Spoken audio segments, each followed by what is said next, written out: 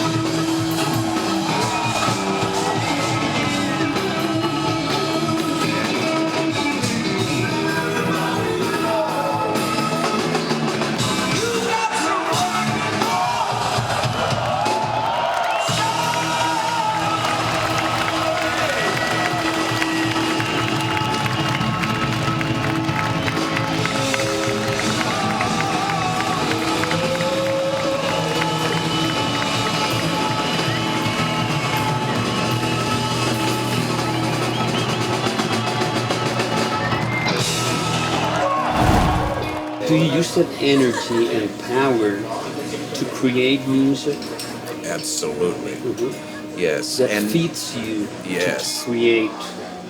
Yeah, and it takes you beyond what you've heard, that power. It puts you in touch with the music in your heart, in your soul. You know, that's where my music comes from. It didn't come from listening to it over here or there. I had to go here for it. Mm-hmm. And because that's where it comes from, yes. People that embrace the music, mm-hmm. they're getting it. And they can't help but give it back to me, mm-hmm. because it is that innocence. That's what I'm looking for. I don't want anything but to communicate that message. Perfect. And you know, with the talent that the Creator gave me, mm-hmm. it's a talent. Yes. But I use it to glorify love.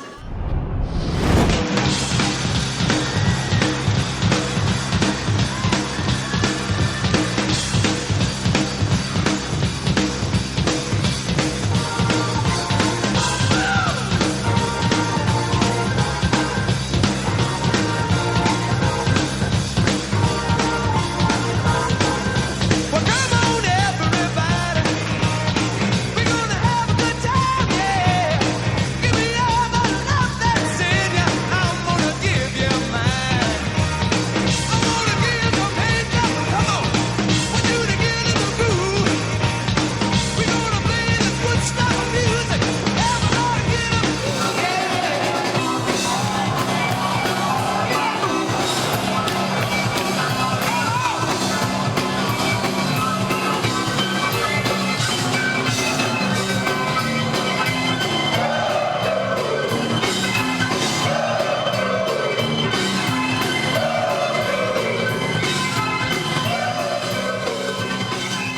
how did you um, find music? Where did you find music?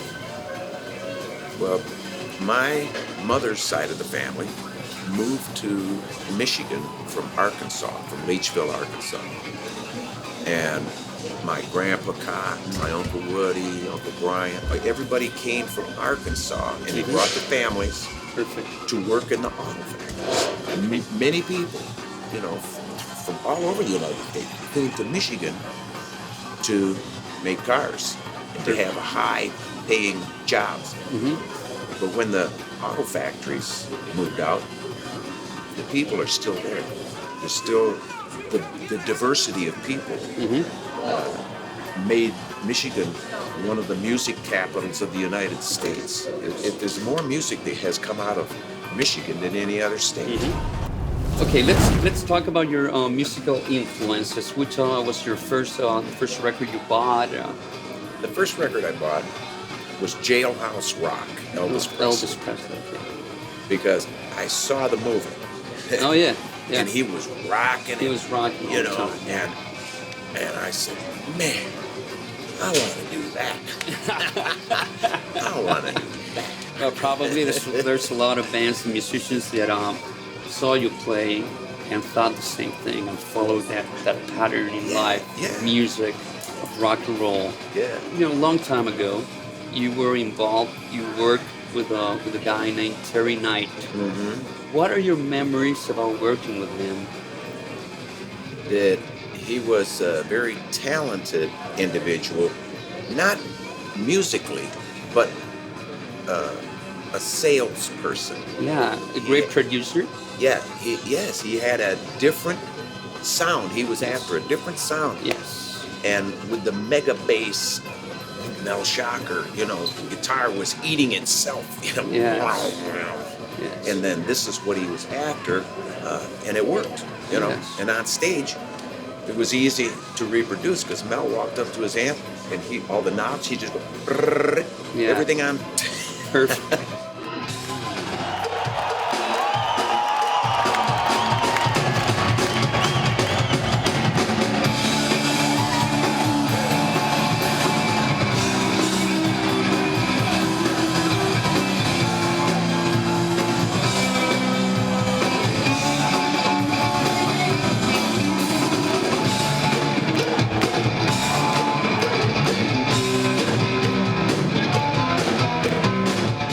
Organic sound, you know, of three guys that got together, that blend, you know, and started to create this endless, you know, and lifetime music.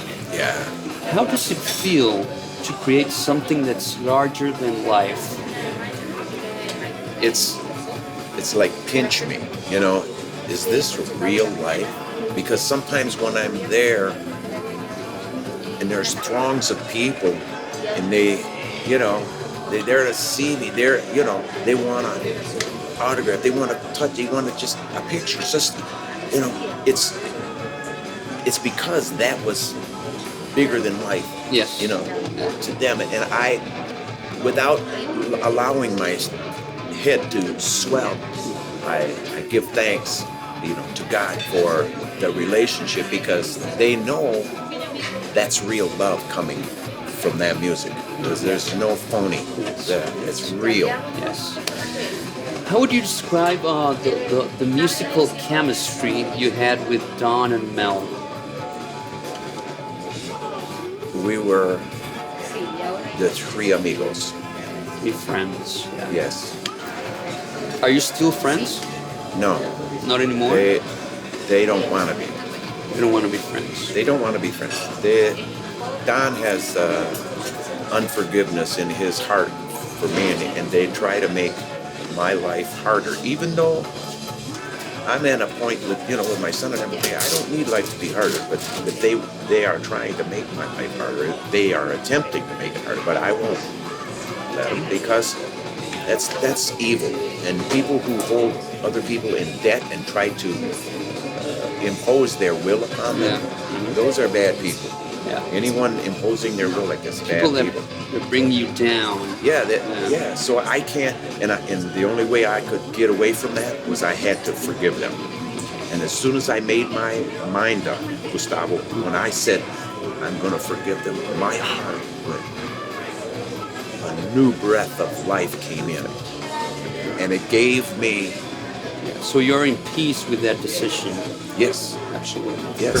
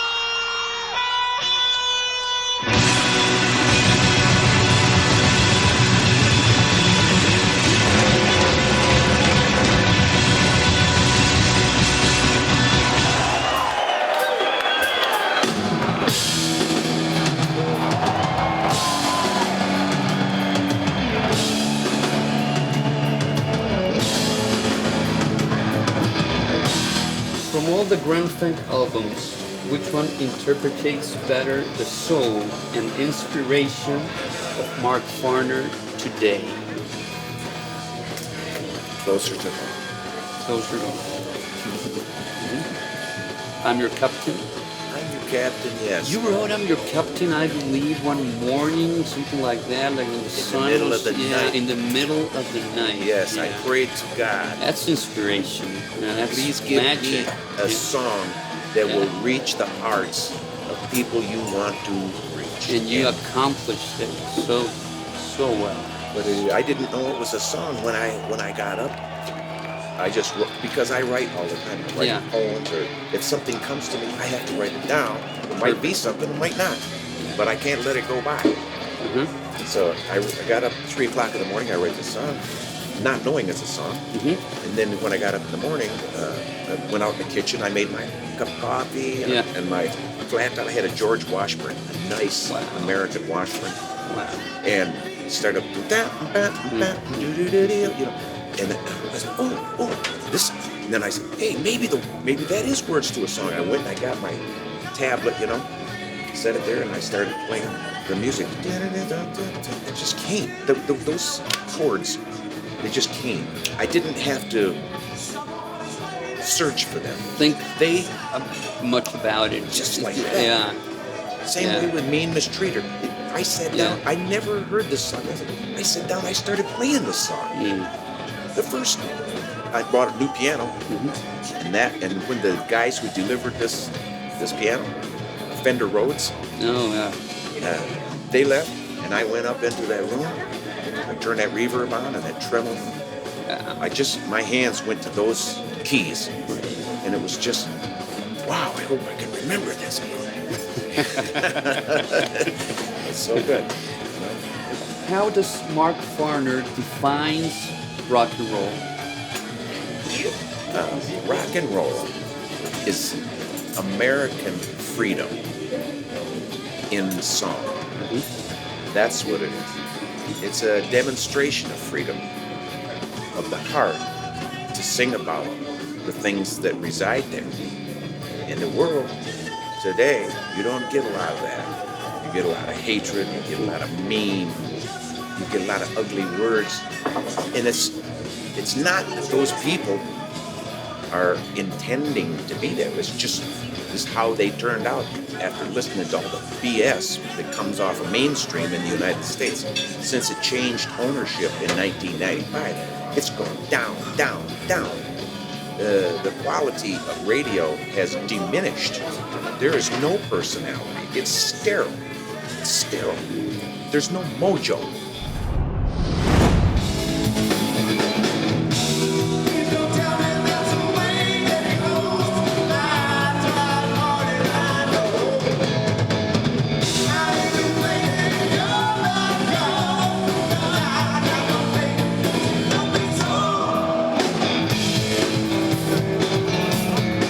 For you, what would be kind of like the concept behind being an American band in a country, where the values, are, like being free to yourself, to the community, And do you observe that emotion or commitment in other bands? Not so much in other bands. Only a few that I know personally of brothers who come to me and say, they're fans. They say, like you have told me, we love your music because it spoke to my heart. It said real words and helped me through a tough part of my life. It helped me get past hard drugs or whatever it is that they... It's not fiction.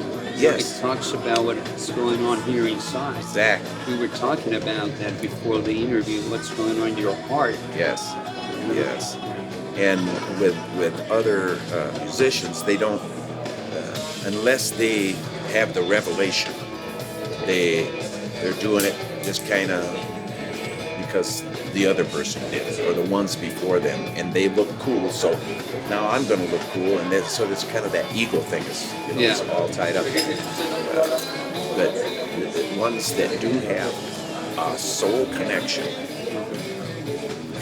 my friend in Pennsylvania, Paul Zopetti, he's got a band that it's like a protest band. It's against all these things that the government's doing, but they talk about it. Yeah. But they're not going to get any airplay. Mainstream won't play that stuff, Yeah. But they don't care because their audiences show up, and there's thousands. And they're on the same wavelength. They want this love. They want this truth. They want the evil to be exposed so that their children don't have to be fooled by it. It's like the Who. Yeah. We won't be fooled again. Yeah, well, Meet the new boss, same as the old boss. What a great band they were. Oh man, yeah. Big band. Yeah.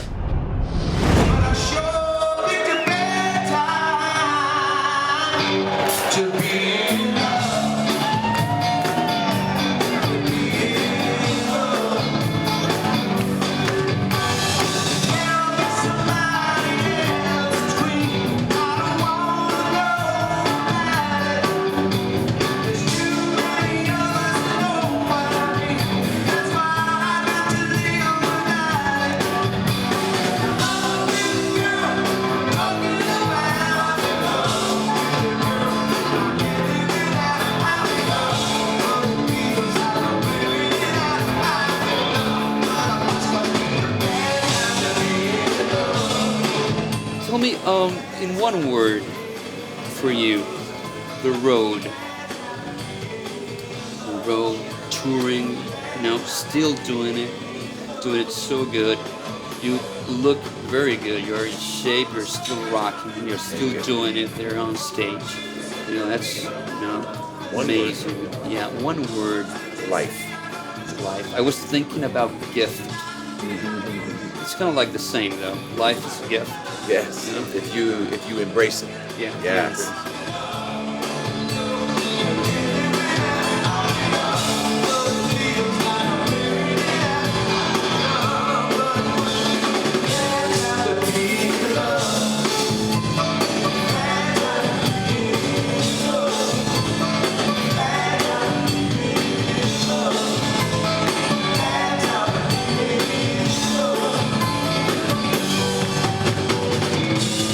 I want to thank you very much for your time. It is my pleasure. Good luck. And we have something here. This is a special gift for you, from our humble TV program, show, or whatever. Thank you, brother. Called On the Rock. On the rock. It's a very good wine. I hope you enjoy it. You know.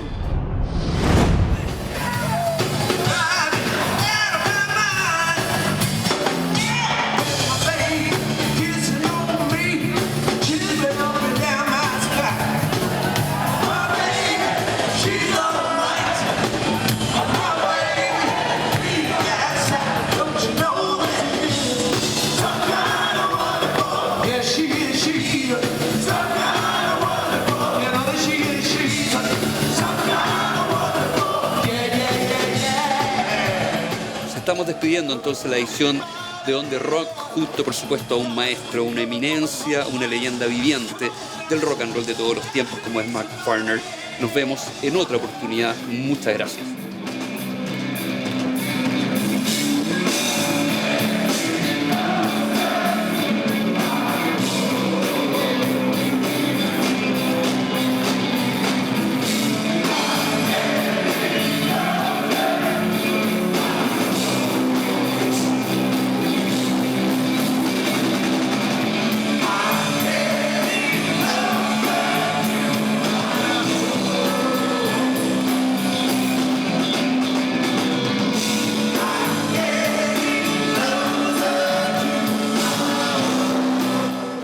On the rock.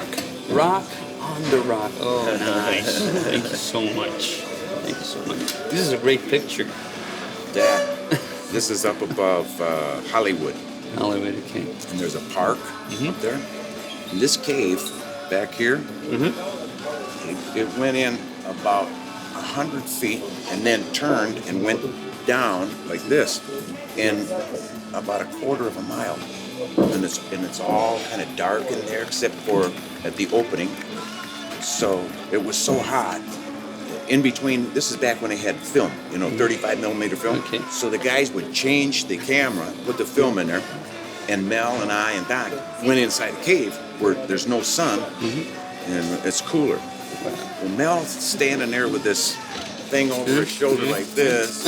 He's smoking a cigarette, and we hear these voices. There's some kids coming up the cave, and they don't know. You're naked. And when they came around the corner, and they looked at us, and Mel went,